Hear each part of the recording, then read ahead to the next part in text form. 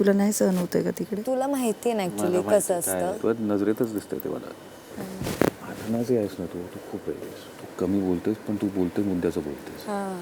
तिचं नुसतं बाबा बाबा. तू विशालची कॉम्पिटिशन आहे ॲक्च्युली. ते आहे. खूप अशा गोष्टी असतात अबाउट गेम ज्या मी सजेस्ट करत असते, पण सीन काय होतो की मी एकदा बोलते त्याला आणि मी सोडून देते आणि क्रेडिट सगळं तो घेऊन जातो. ते का तो पुढे कधीच येत नाही. नाही येत. तू माझं नाव का घेतो दरवेळेला?